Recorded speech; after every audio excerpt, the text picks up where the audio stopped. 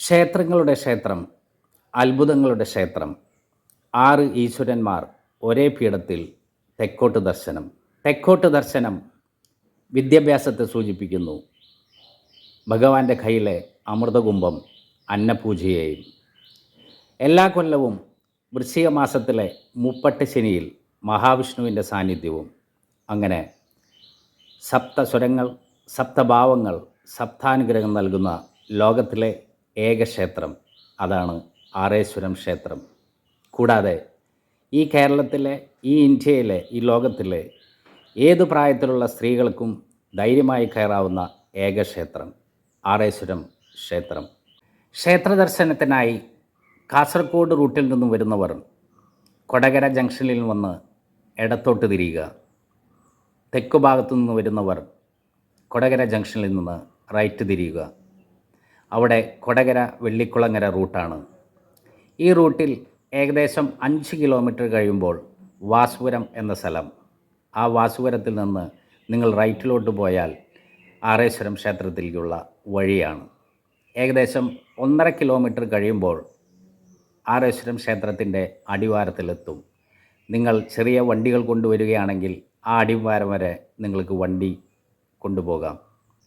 അവിടെ നിന്ന് ഏകദേശം ഒരു 700 മീറ്റർ ചെറിയ പാറക്കെട്ടുകൾ നിറഞ്ഞ ഒരു കുന്നാണ്. പ്രായമായവർക്കും ഈസിയായി കയറാവുന്ന ആറേശ്വരം ക്ഷേത്രം. ക്ഷേത്രത്തിൻ്റെ മുകളിലെത്തുമ്പോൾ നിങ്ങൾക്ക് ഇടത്തുഭാഗത്ത് പുനർജനി ഗുഹ കാണാൻ സാധിക്കും. ക്ഷേത്രത്തിൻ്റെ കവാടവും കഴിഞ്ഞ് നിങ്ങൾ ഉള്ളിലേക്ക് ചെല്ലുമ്പോൾ അന്നപൂജയ്ക്കുള്ള കൗണ്ടറുകളും വലതുവശത്ത് പുള്ളുവം പാട്ടും കാണാം.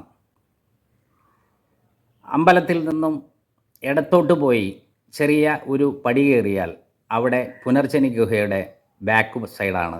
തിരിച്ചിറങ്ങി പൂജാകർമ്മങ്ങൾ ചെയ്ത് നിങ്ങൾ ഇടത്തോട്ട് തിരിയുമ്പോൾ അവിടെ തെക്കോട്ട് ദർശിച്ചിരിക്കുന്ന ശാസ്താവിനെയും കൂട്ടത്തിൽ സങ്കല്പത്തിലുള്ള 5 ഈശ്വരന്മാരെയും നിങ്ങൾക്ക് ദർശിക്കാൻ സാധിക്കും.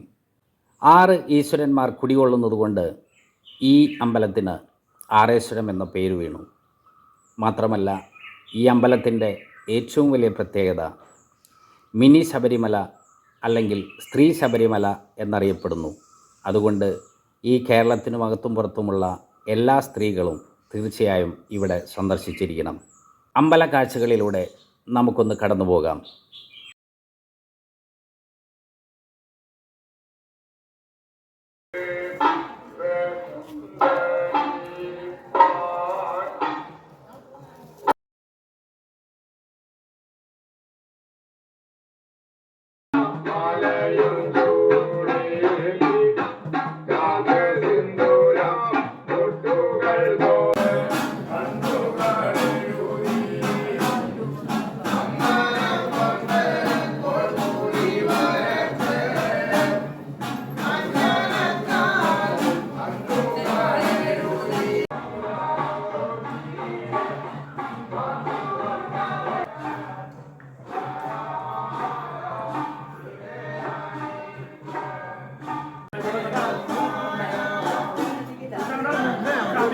നമുക്ക് ഐതിഹ്യത്തിലൂടെ ഒന്ന് സഞ്ചരിക്കാം.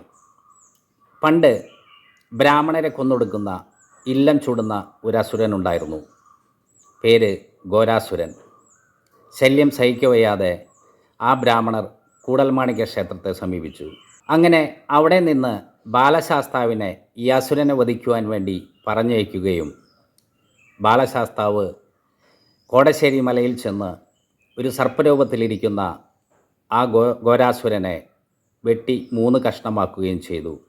ഭഗവത് ദർശനം കിട്ടിയ ആ അസുരൻ ശാസ്താവിനോട് മാപ്പ് പറയുകയും കനിവ് തോന്നിയ ശാസ്താവ് പൂർവ്വരൂപത്തിൽ വന്ന് അവിടെ കുടികൊള്ളുവാൻ പറയുകയും ചെയ്തു. തുടർന്ന് വലിയൊരു ആൽമരത്തിന് കീഴെ ശാസ്താവ് ധ്യാനത്തിലിരുന്നു. ബാലശാസ്താവിനെ കാണാതായപ്പോൾ ശിവനും പാർവതിയും സുബ്രഹ്മണ്യനും ഗണപതിയും ഭദ്രകാളിയും കൂട്ടത്തിൽ മഹാവിഷ്ണുവും അദ്ദേഹത്തെ കോടശ്ശേരി മലയിൽ സന്ദർശിക്കാനെത്തി. താൻ ബാലനായതുകൊണ്ട് എല്ലാവരും തൻ്റെ കൂടെ ഇവിടെ ധ്യാനത്തിലിരിക്കാൻ അദ്ദേഹം അഭ്യർത്ഥിച്ചു. എന്നാൽ മഹാവിഷ്ണു എല്ലാ കൊല്ലവും 30 ശനിയാഴ്ച ശാസ്താവിനെ സന്ദർശിക്കാം എന്ന വാക്കും കൊടുത്ത് അവിടെ നിന്ന് തിരിച്ചുപോയി. ബാക്കി 5 പേരും ഭഗവാന്റെ കൂടെ കുടിയിരിക്കുകയും ചെയ്തു. അങ്ങനെയാണ് ഈ ക്ഷേത്രത്തിന് ആറേശ്വരം ക്ഷേത്രം എന്ന പേര് വീണത്.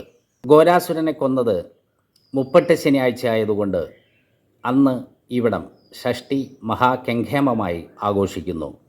ഈ ക്ഷേത്രത്തിലെ പ്രധാന പൂജകൾ അഭിഷേകങ്ങളും നിവേദ്യവും പഞ്ചവാദ്യവും കാവടികളുമാണ്. തെക്കോട്ട് ദർശനം വിദ്യാഭ്യാസത്തെയും അമൃതകുംഭം അന്നപൂജയും സൂചിപ്പിക്കുന്നതുകൊണ്ട് ഇവിടെ ഏറ്റവും കൂടുതൽ വരുന്നത് വിദ്യാർത്ഥികളും അന്നവുമായി ബന്ധപ്പെട്ട് ജോലി ചെയ്യുന്നവരാണ്. അതിൽ 70% പേരും സ്ത്രീകളാണ് ഇവിടെ പ്രധാന ഭക്തന്മാർ.